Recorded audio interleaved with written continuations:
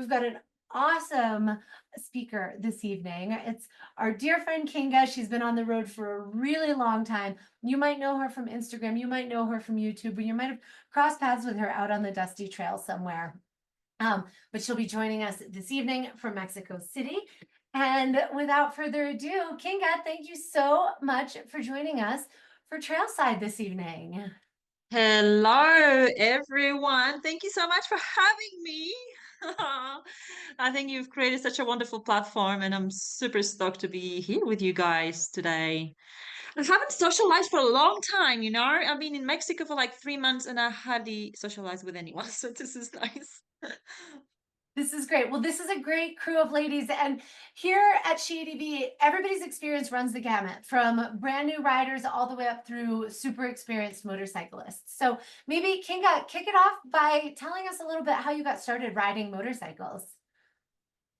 Right. So I was born in Poland, and I don't know what triggered it really, because since I was a kid, I always loved motorcycles. My mum signed me up. Well, I was a little bit of a troublemaker, so she thought she's gonna sign me up to the motorcycle club because she had some friends there, and they were good people, so they can teach me how to ride motorcycles because so I don't, so I have something to do. And that's how it started, really. I started riding when I was 16. And, I transitioned through, I loved Harleys and choppers and then sports bikes. And then when I immigrated to Australia in 2006, I switched to ADV because I thought if I want to see this beautiful country and go around it, I need to have an adventure bike. And I did this trip in 2013 and 14. That was my very first solo trip. And the reason I did it solo because there was my husband at the time didn't ride and there was no one who wanted to come with me. So I just did it by myself and I loved it. There's no going back once you try it. That's awesome. That's awesome. So you started, your mom got you into motorcycle riding. Yes. Did Well, you ride? she put me in touch with the motorcycle club because she thought they're gonna make me a better person, and they did. Awesome. That is so cool. So that first solo ride around Australia, how long was that? So I did it 2 months. So that's why it's 13, 14. I did it first half because I was working the mine. So I went to the mine sort of like from Sydney to Western Australia. So I did the first half in a month and then I worked for 1 year. I had my bike there, which was great because on a days off I could explore the outback. And then a year later took the bike down, and that's so in total was 2 months to go around. It was rushing. I would never do it again like that. Yeah. It was, yeah, And but and that at was that, my annual leave. That was my holidays. Like I only had, 4 months. That's all I could do. So you have to work with what you've got sometimes. I love that. I mean, I think that's always a sticking point for people, right? It's like, oh, well, wait, I don't have 6 months to ride to Ushuaia. I'm just not even going to go anywhere, right? Like making, Yeah. using those opportunities Yeah. is so Yeah. important. It's just so important. Exactly. So on that early ride around Australia, were you seeing parts of the country that you hadn't seen before? Oh yeah. Of course, yeah, because I landed in Sydney and I pretty much all my life by that time was in New South Wales. So yeah, I didn't see much of Australia. So it was definitely something else to go around, and go through like truly Australia and Namibia are the most remote countries. You really like, cannot be more remote than that. And I was like riding in the low season, so there was just like no one around, only grey nomads. You know who are grey nomads? Guys, in caravans. You call them RVs, but in Australia we call them caravans. So every now and then you will see like a caravan coming from ahead, and you just wave to them. Oh my God, see there's people, some people on the road. Oh my God, it gets excited because, and they were great people because sometimes when you stop and they're there, it's like you by yourself. You want water, you want cold beer, so they like help you out because they feel sorry for you because you're on a bike by yourself and it's hot and whatever or rain or so that was a great adventure, and I had no idea about off-road riding. I was like literally just learning as I go. I was dropping the bike like lucky I knew how to pick it up, but apart from that I was so scared on like Australian gravels and not European gravels, like I'd never been on like proper outback gravels where with the bull dust and sand and all that stuff. So yeah, it was a learning lesson. But then when I finished my trip, I did heaps of training, and then I was like, oh, why I didn't do this training before? But like sometimes you just naive. But I didn't die, so that's a good thing. That's okay. But so you went like after that first trip, you were like, I need some lessons from a person Oh who knows yeah, how to do this yeah. thing. But That's well, so cool. BMW. I did just two little videos, and this is really how every mountain bike started.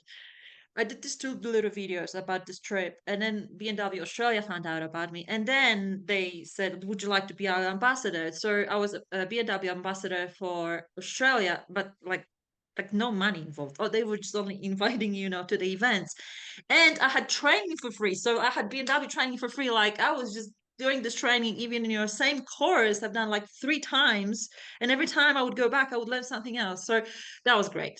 So that was, that was a bonus because those trainings with the BMW are very expensive. And I got That's to do it in awesome. different locations. Yeah. So, but I did And it after. so what came next? You did a couple months ride around Australia, you took some training, you got hooked up with BMW, and then you rode around Yeah, the world for life, 7.5 married years? life. I was married, and then I was really focused on my career. I was working the mines. I was working. I'm civil engineer, so I was working in the industry, and and I always had this dream, like running around the world was a dream. Like it will never happen because I'm married. Like this, my husband doesn't marry. This is just not going to happen. I cannot just leave him and go, right? And but I thought like maybe one day if I have 4 months off, I can go like from Australia to Poland to do this overland trip through Asia, Siberia and all these things. And so that was sort of on the back of my head. But then in 2015, everything just fell apart. Like I had a head-on collision with a car, post-traumatic stress. I lost my bike. I had broken bones. And within 2 months, my husband decided to leave. I was not expecting that. And so my marriage fell apart, and like really, I just reached rock bottom because I suffered from depression. I was on antidepressants. I just could not lift myself up from that. And I think the accident, if it's just one thing, if it's just marriage, you deal with it. If it's just your, I don't know, your broken bones, you deal with it. But like the PTSD after seeing this car coming over and over and over, like I was just crying. I could not get over it. I just could not shake that off. But with therapy, I got better. And then when I got a payout for my injuries from the accident, and in Australia I get a lot of money for that, I thought, no husband to hold me down, job can wait. I have the money. This is the time. Now or never I gotta go. And I never thought it's gonna be around the world. First, I thought I'll just go to Poland and then we'll see, right? Like I know I have money for 2 years and maybe get to Europe and then maybe Africa. We'll see. We'll see how we go. But then look at me now, 7 years over on the I road and love that. still counting. I love that so much. That is like the ultimate in turning lemons into lemonade right there, right? Mm, To take something that's yeah. like that, that, that rattling, that stressful, Mm, and then spin it back into something that helps you grow and become who you are today. That is so cool. yeah. So, But I tell most of solo riders that I've met on the road have similar stories. Something traumatic happened in their life, or they are, just a bad relationship, or just marriage fell apart, or whatever. And it's very hard to leave everything behind when things go right. When you're married, when you have a job, when you have like a mortgage, you have kids, like it's really hard to leave. Like it's nearly impossible, right? But when things go bad, there's nothing that it really, you know what I mean? Like it can't be worse than this. So I might as well take the risk and go and see what's there, right? yes, So I think it's totally. easier to make that call to leave everything behind when things go wrong. Totally. It's so true. Quick housekeeping note. Anybody who's on here, this is an all women space. We want to make sure that this is a safe space for everybody. Feel free to drop your questions for Kinga in the chat up there. I would love to have you gals hit her with some interesting questions and thought-provoking ideas for later at the Q&A section. And also, if your cameras aren't on or if you have some strange name under your picture, like let's make sure that this is a safe space for all women. So cameras on, please. I understand that you're probably eating and I doing. can't see anyone. You can't see anybody? I only Uh, can see you girls, the moderators. you might just want to stretch your screen or change your view. There's like There's like 40 or 50 ladies in here right now, all hanging out, Really? Where are listening you? to your stories. It's Oh my great. God, where are you all? Like, Let's share see. screen. The Your sit fastest there? way is to go up to your view. It should be at kind of the top, but all the Zooms are different. So View, got it. And there then, you go. And and then then click on the multi box, and then you can see all the ladies who are in the room right now. gallery? No, send it. No, no, Gallery is good. no, still. Hold on. So someone, hold on. Gallery. Oh, and then you scroll down. Okay, wave to Oh everyone. They my can't wait to God. hear. Everybody's Hello. here. Oh, Oh, it's so fun. It's so fun. oh, so cool. I love it. Okay, so everything falls apart. You're thinking like, I'll just hop into Asia, I'll ride to Poland. I've got a couple, I've got my money sorted out. And then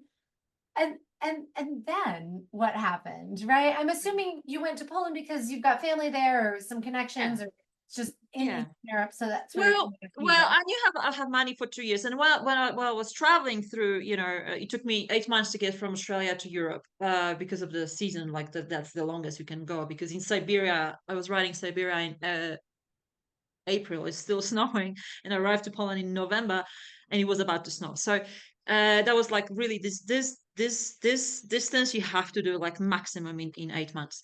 But I knew I'm not going to finish. I said I still have the money. I'm going to go to Africa, and then yeah, I spent 3 years in Africa because I got stuck in COVID. And last two, and from Africa, I shipped my bike to Canada. I spent 6 months in Canada, and then year and a half in the States, and now in Mexico. So pretty much that's my route. I'm on my way to slowly but surely to South America. I love that. I love that. And you have this incredible long timeline. So, like, are you making plans like far into the future? You're like, oh, okay. And so, when I get to Colombia and then when I get to Argentina, like, what's No, so your trip my planning rule like? is I stay in a country for as long visa allows me to. So USA gave me entry for 1 year. I was there for 1 year, and then like I reset it and I came back for another like 6 months because there's so much to see. And yeah, like Mexico, my visa is valid for 6 months, so I'll be here 6 months. So basically, this is my planning. I know how long I'll be in the country, and I know my direction. I'm in North America now, and I'm on my way to South America, and I know it's going to take me probably 3 years to get to Ushuaia. So this is like that's my plan. But most like I don't plan more than 3 days ahead of, preferably not even like literally sometimes I get up like, which way? I know I'm traveling south, but which way? I'll wing it. Yeah. That's And I great. ask locals. Like my route really depends on information I get from the locals. So, when you're asking locals, are you asking for roads in particular? Oh, which route is the funnest? Are you asking the motorcycle community? Who are your touch points as far as Anyone who's talking to me, really.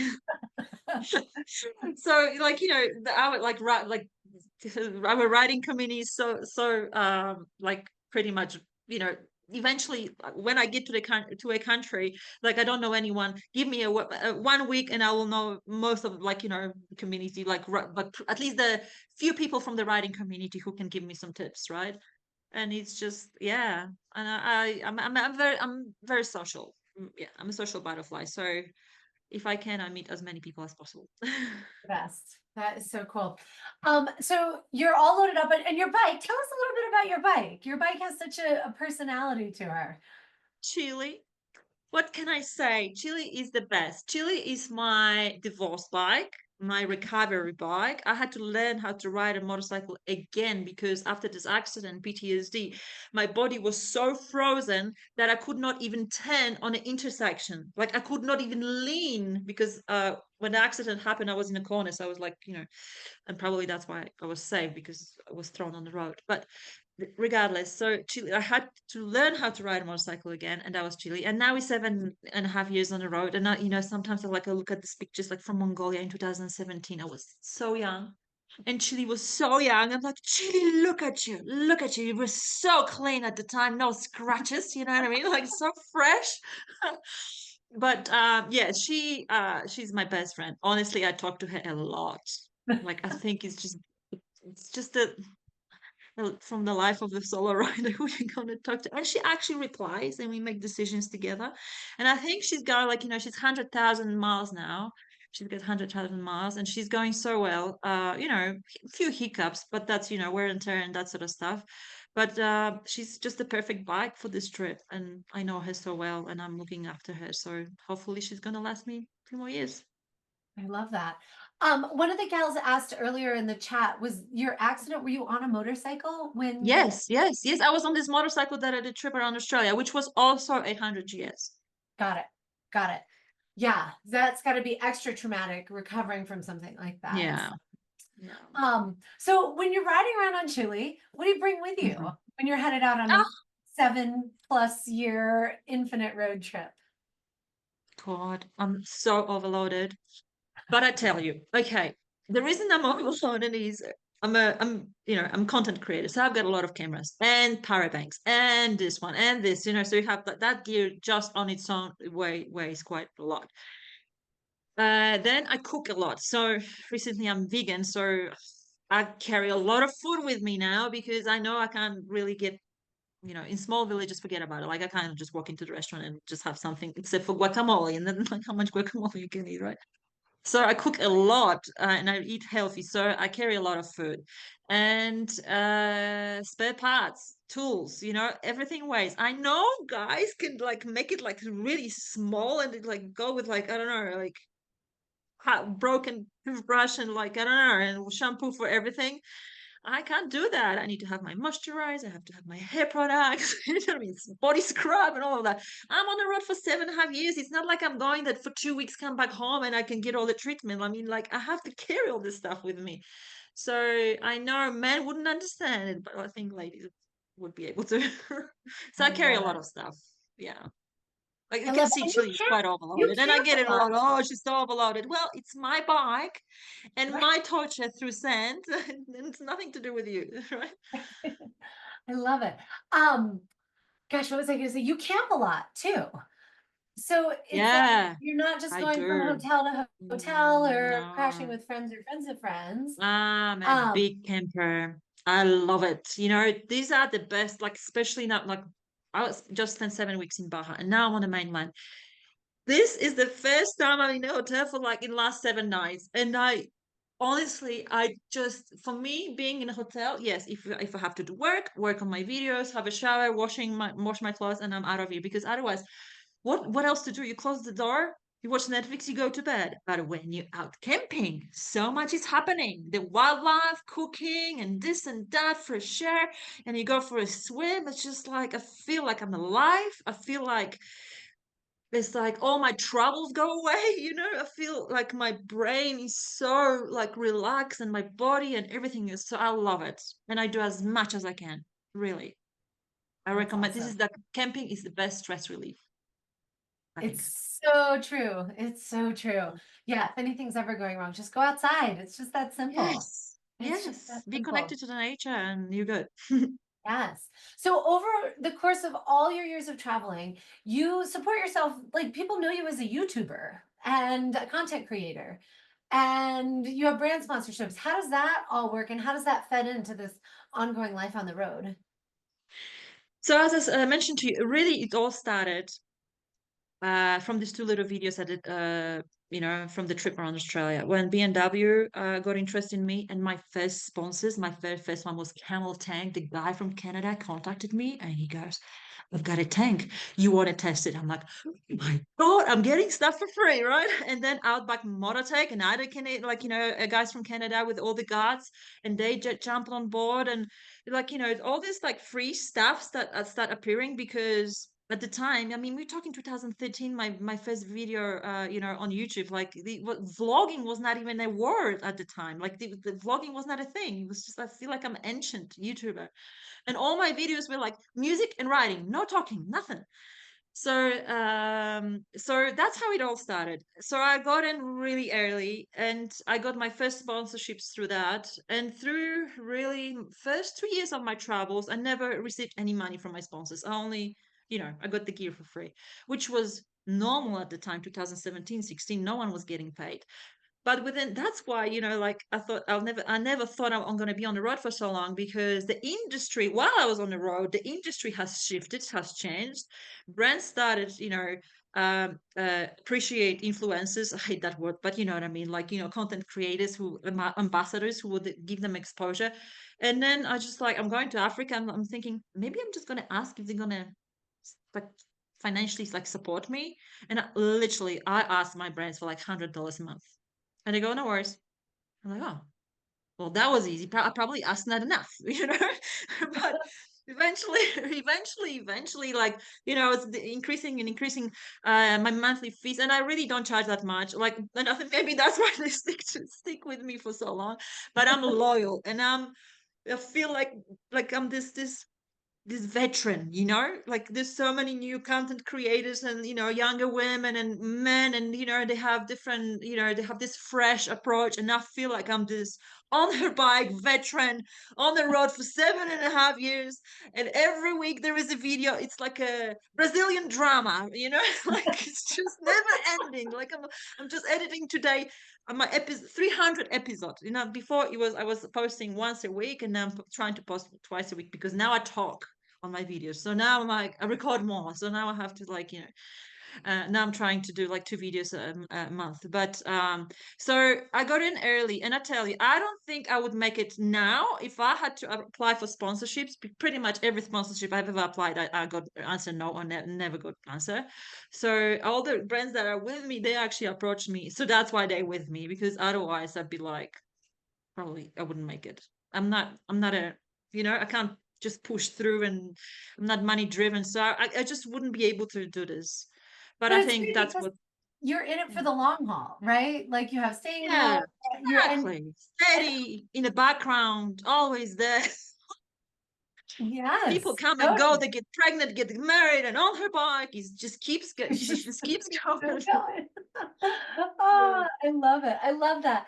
But it's that consistency, right? And I think people in this day and age, with everybody and their mother's an influencer these days, the people who have staying power and the people who are authentic and the people who are really doing it. And it's so cool that that's you. Mm, That's what you're doing it. And you're in it for the long haul, and you're sharing these awesome adventures with the world, which is mm. so just so cool. Um, how about a little bit more of the logistics? Like Chili's got 100,000 plus miles on her. What's your maintenance schedule like? How does that work? Well, I do servicing as much as I can. Like now it's easy. Like the States, like you can schedule it like every like 10,000 kilometers or whatever. Like I don't do that 10,000. I do probably 8,000, 7,000, or 5,000. But like in Africa, really, like I was just scheduling like where can I get parts and stuff, and I was carrying with a lot of spare parts. So I'm very proactive with my servicing. I do it probably ahead of the schedule, but she's so old, like she's an older lady now, but I know her so well that like, it's just I don't need I do keep a track of it, but I just feel it what she needs to have done, right? I just feel like, okay, now we need to service suspension, now we need to, like, it's time, now it's like, like let's check, let's just change the clutch plates, because I'm going to Latin America now, and I'm not gonna have to worry about it for another 3 years, right? So I'm very proactive with my servicing. But I just know this bike so well. We like one, like I feel her Yeah. heart, like I know what's wrong with it. And then sometimes Oh, she is about to fail, and I said, Chili, not now. We're in the middle of nowhere. Now it's not the time. Push through, honey, push through. Like if it's a fuel pump or like starter or something. And then she pushes through, and we make it to the mechanic, and they go like, "You were very lucky." And I said, "I know, because I asked her, and she did it for me." I love that. I love that. And how much of the work do you do yourself? Obviously, you can change a tire, but are you doing your own oil changes? Do you bring it into a I shop or do all changes. All changes is easy, right? But honestly, if I have to, I do it. But for me, right? Like if I'm like in the middle of nowhere, I'll change fuel pump as well, because she's so easy to change the fuel pump, because her tank is underneath the seat. So we just like a few screws, like unplug, plug, and right? that's it. Job is done. But normally, I do take it for servicing if I can, to professional mechanics, because maybe there's something that I don't think, you know what I mean? Like it gives me the confidence that someone went through like thoroughly through her. So and honestly, if I start doing maintenance, that's a day of work that I'm not getting paid for. So I'd rather pay for the service and work on my videos that will make me more money and less stress, you know? So you can't do it all. So if I have to, I do it. But if I have the choice and take it to the bike shop that I trust, I'll take it to the bike shop. That's cool. And I Yeah, hate that's always a good changing tires. idea. I hate it with passion. So even if I change, like I only touch it if I have a puncture. I only have one puncture in my life. So that was the only emergency tire change. Otherwise, if I have to change the tires, I'm not touching it. I'm taking it to the shop. Let You've them only deal with it. had I'm not. one puncture in your entire life? Knock on wood for you. Like, I know, and wow. that was on old tires that I bought in Kazakhstan, and that was in 2017 at the start of my trip. And in 2018, I don't want to brag it. I'm just saying, not that I'm sponsored, right? But I am sponsored by Bridgestone. But since I've switched to adventure cross tires, I never had a puncture. And like I had like leaking valves, leaking the rims and all of that, but not the puncture itself. And my ABS is not working since 2018 as well, and such good tires went on wet. So I don't like I've never had like emergency like slippery situation on them. I love these tires, and now I just changed the wheels in Baja, and they send me like a different size, so I couldn't put my back tire on. Now I've got 18 inches. So I just bought this, like, I'm not going to tell the brand, I'm not going to talk about other brands, but anyway, secondhand, whatever the guy had in the shop, like, just put it on, I need to get to Mexico City, like whatever, I'll change it. Honestly, I thought I'm gonna die. This three tire was so slippery, and that just made me realize, oh my god, I want to go back to my Bristol tires so I don't have to stress out. So Um, slippery, not even a wet pavement, on dry pavement. I'm applying brakes, and my bike is like, oh my god. Now I understand why I should have like ABS, but I don't. ah, that's all So good. Those anyway, Bridgestone so yeah, tires are so no great. I love puncture, them. no The puncture. Adventure Cross, But they're great. Those are great tires. I love it. yes. So over the years, you've gotten to know your bike, and you've probably also developed your own style for making your videos. Like, Hmm. how has your videos changed and grown over the years? From not talking to talking to Yeah, I don't know. Like, I'm very critical about myself, so yeah, I could be everything could be done better. But definitely talking was a big thing for me. I could not talk for a long, long, long time. And you know, it really broke that fear. Insta stories, you know, but at the time when the Insta stories came out, like a long time oh, ago, and I yeah, started doing Insta stories, and that thought that it's only there for 24 hours actually didn't scare me. So I was doing a lot of talking, and I was including that in a video, right? So that's how I actually started talking. Three, like, Insta stories, develop that, like, breaking that shyness, right? And then I should probably do more research about places, but I wing it every day. So I'm like, I'm arriving. It's just I should probably be more prepared. But it's like I said, like, you're on the road for 7.5 years. How much research you can do, right? So I'm doing my best. I don't know if they're the best, but I'm doing my best. that's great. And you have a whole thing of camera equipment and computers and stuff that you bring along Yeah. with you everywhere you Yeah, but go. I do have edits, and I think most of the people who are on the road like me, they would have editors. So like, I wish I could have editor who would do everything, but it's not possible. So I upload these 5 cameras to the drive. I have 2 editors now. I'm working with 2 editors. So they're gonna my editors download the content, and then they do the first cut, and the first cut is like the biggest amount of work.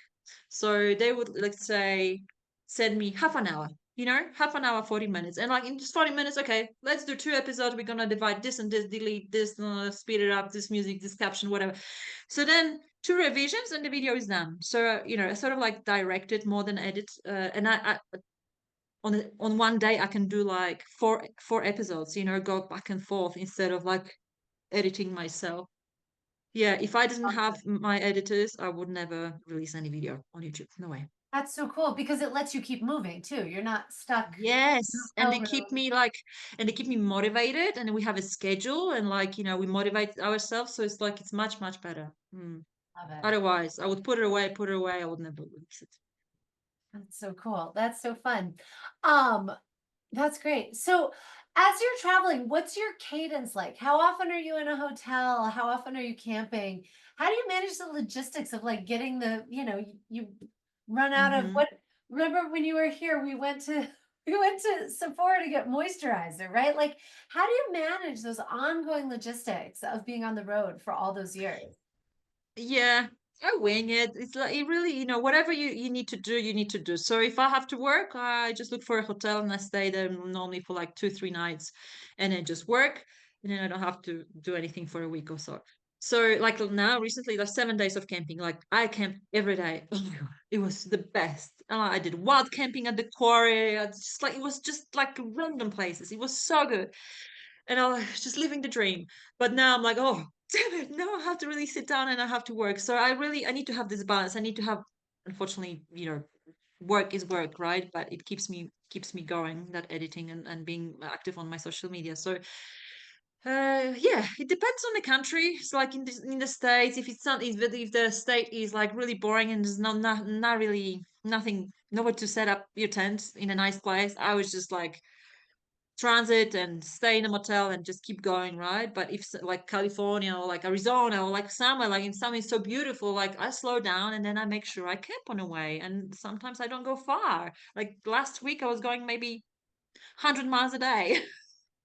That place. Oh, I'll Awesome. camp here now. It's so good. That's the best.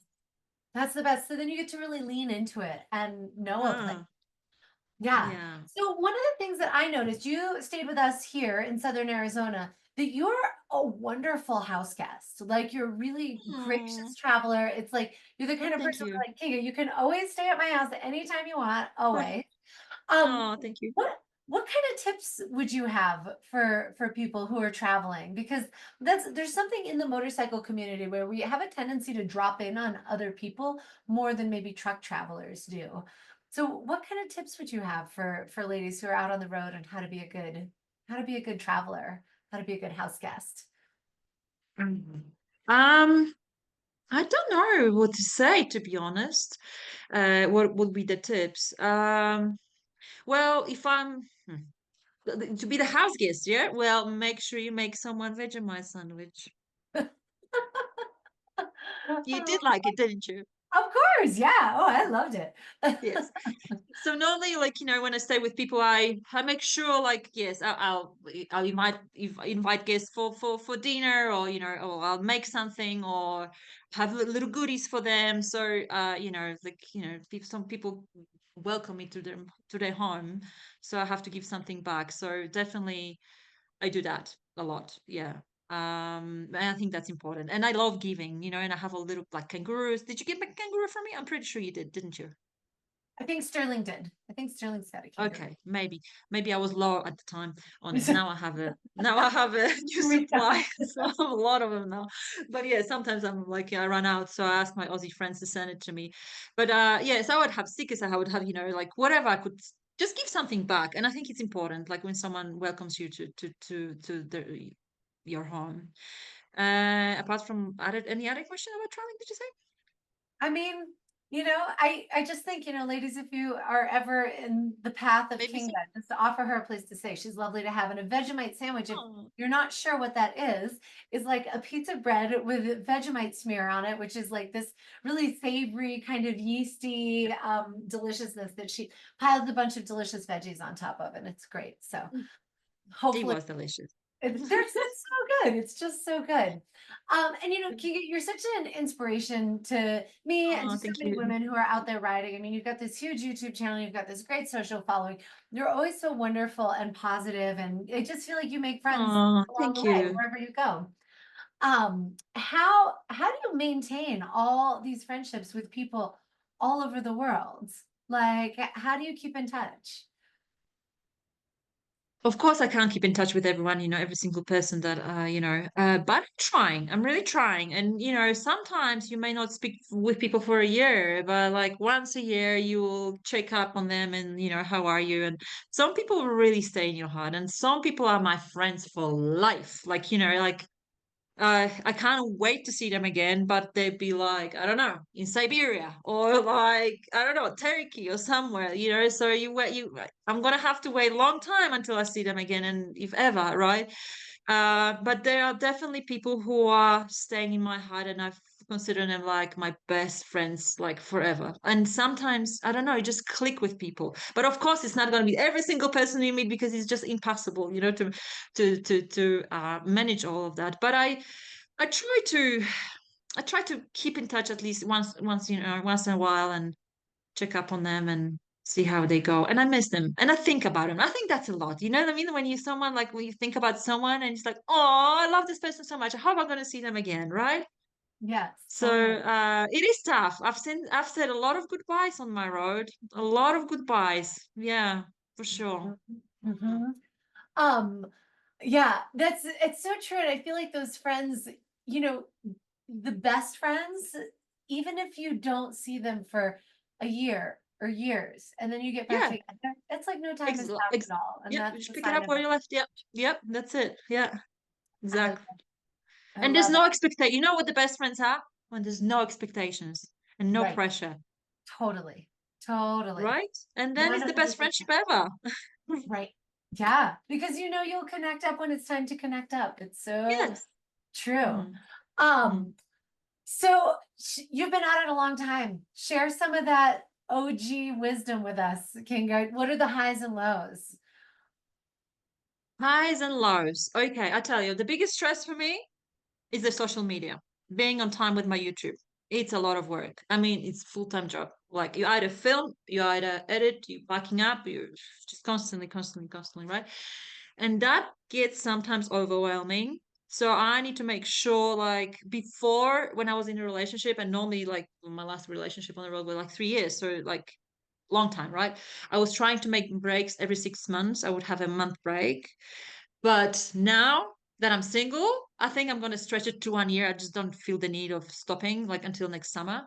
And next summer I will have to fly to Poland to see my parents, and I have to every year I have to do this medical test. So I have to be in Poland once a year at least. So then I'll stay there for like a month or two, right, for the summer. So but it gets really stressful sometimes, and like pretty much normally I burn out on month 6, and I can't post anything. I have nothing to say. I want everyone to leave me alone. So that's why it's so important for me to have like this break after 6 months, like 1 month break. You know, don't write, be stationary, eat well, just do domestic stuff, like be with your partner or parents or friends, and just be stationary, just have this domestic life. And then after 1 month, I'm like, oh my God, I'm so ready to be on the road again. And I reset, I'm excited, and just, and I can do it all over again. So this year I'll be stretching to 1 year. So we'll see how we go. But I travel very differently these days. I don't know. Like I was recovering this year from this relationship that really put me in a bad place. But I do yoga every day. I just like I camp a lot, which is really healing, and I feel just so good. I just feel so happy these days. Like I I love have really time for myself, like to not rush. And now, I don't have to chase Alaska. That I have to be down south before the snow starts. So I'm in Mexico, where I'll be here for 6 months, and I can just ride 100 miles a day, and that's about it, right? And then stay there for 3 days. So it's like I really slow down, and I think I can do it without being burnt out. If I travel like this slowly, I don't think I will burn out after 6 months, but after 1 year for sure. I need to have it. a break after 1 year for a month or two. Yeah. Yeah, yeah, yeah. That's interesting. That's interesting that you experienced that too, because I feel like, oh, well, Kinga, she's just off traveling and riding her motorcycle. Like, what? It's like constant inspiration. Life is just coming at you. You always have new things to say, Yeah. too, but it wears on It's you a too. lot. I mean, yeah, I mean, of course, if you work all the time, you're gonna burn out no matter what you do, even if you love it, right? True. And if So you true. don't make breaks, like you're gonna burn out, no matter how Yeah, much passion you have for that. totally. So true. Mm. How about during your travels? Like, have you've been to some interesting places? You've been to some places that might be considered rough or challenging to travel in through Asia, through Africa. You've been some really intense places. Have you had some tough lessons come your way?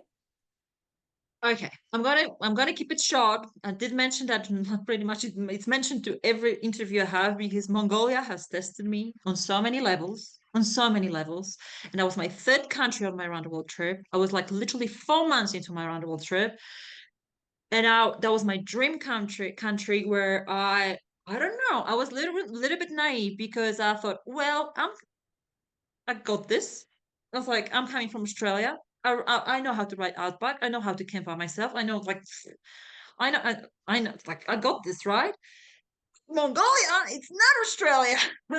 I was so unlucky with people. And I'm not saying to you guys, don't go to Mongolia, go to Mongolia because this is country like no other, and I still love it because it's like my abusive husband. It mistreats me, it beats me up, but I still love it, right? So it's like I've developed Stockholm syndrome with Mongolia. But I was like really unlucky, and I nearly got raped there. People were chasing me, throwing rocks. Let's just I took the route that I was just winging it. Like I did 70 kilometers. So 70 kilometers would be like what are like 50 miles of sand. I was doing that road 2 days. 2 days.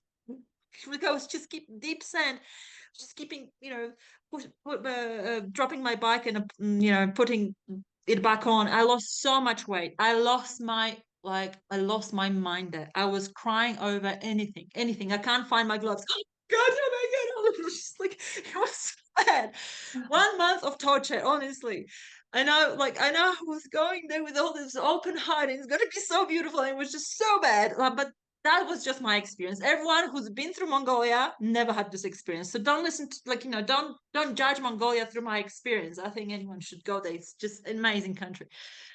So that was it. And I'm glad that this happened 4 months into my trip because after that, everything was easy. Huh. Nothing was ever so challenging like Mongolia. Like everything was just so easy. People were nice. I don't know. Then I think it's how you put yourself out there, like how you gonna like how you project, like what do you expect, And I always expect positive things. Mhm. And I don't know, even if I am in trouble, and then I'm, later I analyzed, I think I was in trouble at the time. I'm like, oh, at the time I didn't even think I was in trouble because I was just Hmm. like, oh, let's just work it out how I'm going to get out of here or this situation, right? So I don't know. I just really developed this very positive thinking that everything's going to be all right. And if something doesn't feel okay, I do listen to my intuition. Like I pack up and go. I don't hang out at this place. I don't stay in the city. I'm not talking to these people. I just go. So it keeps me safe. My intuition, I guess. I'm okay. I'm still alive. That's awesome. We had a question from one of the ladies earlier. Hey, dryer. Do I? No, I don't. Oh, I know everyone thinks I do, but I don't. no, I With think no, it's so much love. Oh my God, how's my hair? somebody asked, how do you stay safe? Beth, who's on the chat, she asked, how do you stay safe? You seem fearless, but I imagine you must be making judgment calls all the time. Mhm. Curious, how Yeah, do you do that? intuition. Yeah. Listen to your guts, honestly. And I think I have I really think I have this gift of reading people. And back in the days when I was living in Australia, I was in charge of 150 people. I was employing people and managing people. And I think that gave me also a very good skill of reading people. Mhm. Like literally, I was like hiring so many people. The moment person walked into the room, I already knew if he's going to get the job or not without even looking at the CV because of his aura, because of he didn't even have to open his mouth. I already knew, right? So I must say I have this gift of reading quickly people. Like, and Mhm. I'm never wrong. If I have this, the hair at the back of your neck are going ding, I'm like, don't even get involved. Out, right? So yes, and sometimes I would have like off days when someone recommends you this road and it's such an epic road and it will be such a good content here, but I just don't feel it. I feel anxiety. I feel like I just feel I just don't want to go there, right? I just don't go there. Like I'm just not going to do it for the content. I'm just not going to do it. I just listen to my intuition. That's pretty much how I travel. Is that something, is that like a, has that developed over time for you? Yes, Intuition? yes. No, I think we all have intuition, but we choose to ignore it. Listening. And I Yeah. learned how to listen to it. Is that Mm, something that you've honed over all these years of traveling? yeah. I don't know, like, but like I learned that from other travelers, and they that at the time they were more experienced than me, and that's what they were all saying. Just listen to your guts, Kinga. You'll be fine. Just listen to your intuition. Everyone was saying the same thing. And it got stuck with me. And then I was like, I just started applying this. Like, if I get up and I feel today it's going to be a great day, it's always a great day. And like, just recently, like last week, I went through this road where like two cartels are fighting over over the land and like military and police everywhere. Like, no one goes there, but it's a beautiful, scenic route to do the spine of the spine of the dragon or whatever, right? And I just spoke to my mate, and he's a rider from here. I was like, "What do you reckon? Should I go?" He goes, "Don't worry, you'll be just fine." I'm like, "All right, well, I feel like I should do this road." So off I went. 3 hours I was doing that road. I saw one car, no one around, no one. Just a few locals. They're looking at me like, "What the hell are you doing here?" Right? Because this is like a bloody war zone. And then just checkpoints, Yeah. of military checkpoints. And they were like, "What are you doing here?" I'm like, "Well, it's a good road. I'm on a motorcycle. Can I go?" And I go like, "Okay, go." So it was a risk, and I was like, should I not? But I really felt I'll be okay, and I was okay, and I don't regret it. But I don't recommend it. Do it because you have to listen to your guts. Maybe that was the day. That was a good day. People are dying on that road. Like a lot of people are getting killed. So I can't say it was a smart thing to do, but it just felt right. That's perfect. That's so perfect. I just love that because it's so easy in this day and age, especially when you're in your regular workaday life, to kind of just, I don't know, to just kind of put yourself on autopilot. And I think there's something about tapping into your intuition that keeps you in the moment. And that pairs really nicely with travel because when you're on the move, when you're in the flow, when you're on to the next thing, it makes you really, really present. And I think that's really special. Super Mm. special. So And I it gets definitely really easy with time. Honestly, it's so hmm, scary. The hardest of all, girls, the hardest of all this experience around the world is to start.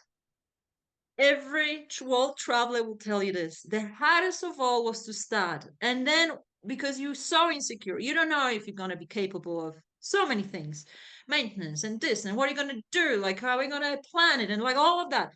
And then once you're on the road and you let it go, you realize, oh my God, it was so easy. Why I was worrying about it? And then it just becomes your second nature. And with the time, it's just so easy. Every traveler will tell you this. So don't be scared. Go while you can. love it.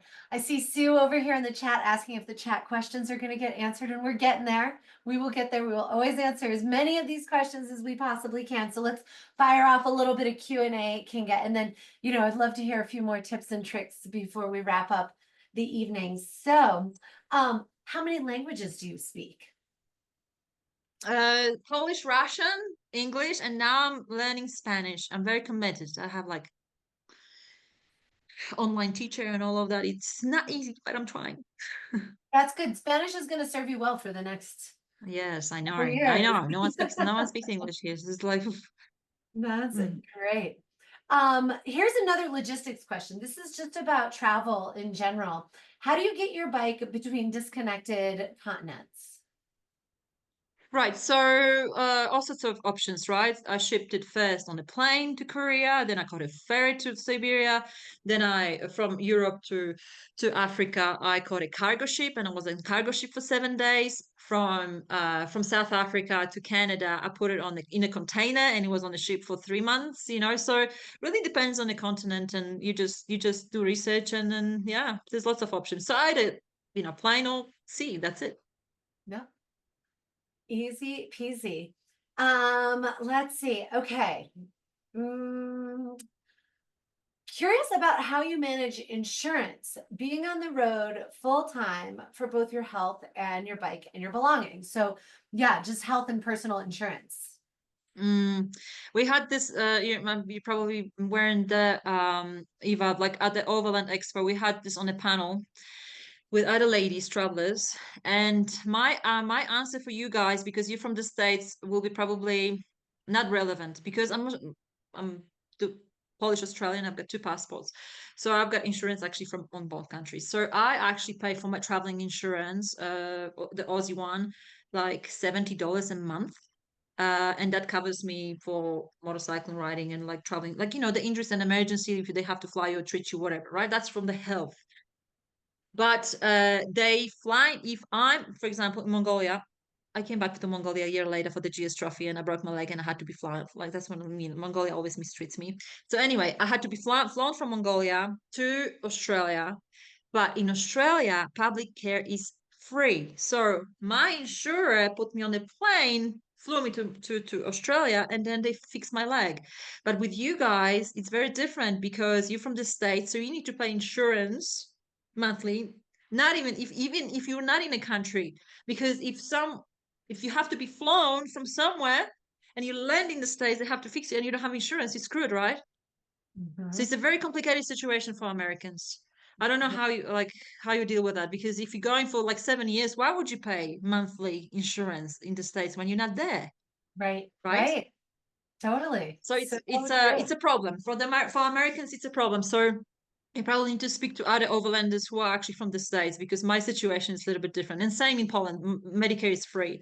So if I have to have something done, it's free. So it's Right, different. right. But in terms of bike insurance, I only so Chile, like I don't have the what you call, like the mm, I don't know, you call it, like, I only I only make sure that in each country I have third party insurance. So if I Hmm, hurt someone, otherwise Chile is not insured. If I break it, I have to fix it. right. So you just insure per each country's requirements. Yeah, yeah. Love it. Perfect. Okay, more questions. Ready for some more questions? What's your favorite place to ride? And if you could return anywhere, where would that be? Oh, I know it's a so hard. many. Just, Oh my God. Okay, okay, quickly, quickly. Okay, okay, okay. I I mean, you do could have my just say favorites. Bisbee, And you Arizona. You could say Bisbee, and this Arizona. is of course Bisbee, Arizona. But okay, I'm gonna tell you now, like probably mention to you five countries, and please guess what do they have in common. Okay, so these are my first favorite countries, and that will be Mongolia, Kyrgyzstan, Tajikistan, Sudan, Namibia, Canada, Australia. Okay, let's have it. Different, same, but different. No, not same at all, right? You know what they have in common? They're remote. And that's where I feel the most alive. I feel like pure freedom when I can ride through deserts or mountains or forests, and there's like not a soul, and for days. So now there's always someone, right? Like once in a blue moon, someone, the car gonna go past or whatever.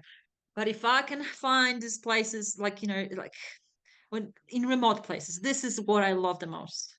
Just I be love that. with Chile by myself in the middle of nowhere, camp, watch Absolutely. Netflix. I love it. All right, we've got time for a couple more. Do you think that the general reputation of friendliness in the moto community around the world at times works against your intuition? Friendliness? No, what do you mean against your intuition? Oh, like people are fake, you mean? Mm, it's hard to say. All I have are the words that came through the chat, but if people are friendly, I mean, you said you're good at reading people. Yeah, I am. And yeah, I can see right through people. So I can, like, people are nice sometimes, but if they're not genuine, or like, sometimes you just be nice and you walk away. Ah, here's And with some Jennifer people you just click. clarifying. She says, like, you get comfortable and trusting and start to lose some of your intuition. No, not happened for me. I'm probably over alert. Especially when someone wants to take advantage of me, I sense it straight away. I love that. How about this? Do your friends or family come to visit wherever you may be? Mm, well, my mom visited me in Egypt, and that was about it, unfortunately. My sister, maybe she's going to come to Ecuador. Don't. But I mean, I'm seeing them every year. I'm flying to Poland nearly every year. You know what I mean? So that's why they sort of, yeah, sometimes, but not, no, not often. Not often. Mm-mm. Totally. All right. All right, I've got one more here. Oh no, wait, this is the one about your favorite place to ride and where to return to. So let's wrap it up with this, Kinga. How about a few words of advice and inspiration for ladies out there who are thinking about maybe taking that first big trip or doing their first fly and ride in South America or Africa as the weather shifts? What would you tell them? How would you inspire them to get started? Well, hurry up and do it. I tell you one really important sentence that one of British guys who traveled around the world in '90s, and he did this like Vince. Anyway, super Classic Vince. inspirational story. You know Vince. So Yeah. anyway, one of his YouTube videos, and that's exactly what I needed to hear before my trip because I was so scared to go. I'm like, oh my God, what am I doing by myself? Going across the country, like, wow, I don't know if I can do it. And all of these thoughts you have, right? But he said one thing, and people will put you down. People will tell you, don't do it because it's dangerous. Oh, what I'm hearing now in Mexico, oh my God, cartel, dangerous, you're stupid. Why are you there? Why are you alone? Oh my gosh, go. Like, wipe and like whatever. I'm not even listening to you. But what he said was one thing, and that's so important. Never listen to people who haven't done similar things because they are the ones who are going to put you down. Listen to people who've done it and they will encourage you. And I'm telling you, girls, I'm doing it. Don't wait, do it because it's actually really easy. And it gets easier and easier within time. At the beginning, you'll be insecure and you'll be paranoid and and then you're just like, oh, well, there was nothing to worry about. And stay positive, and positive things will happen. I'm telling you, it's easy. I love it. Awesome. Kinga, thank you so much. Enjoy your time in Mexico. Um, Let me just pop back to this first slide, ladies. If you're not already following Kinga, she's easy to find on her bike, on the YouTube, on all the socials, on herbike.com for the website. So keep in touch with her. She is a force of inspiration. And Kinga, thank you so much for being a part of Trailside tonight. It was so fun having you and sharing stories. Oh, thank you so much for having me. It was very awesome to see you again and to connect with all you ladies. I thought you're doing a wonderful job. Keep it up.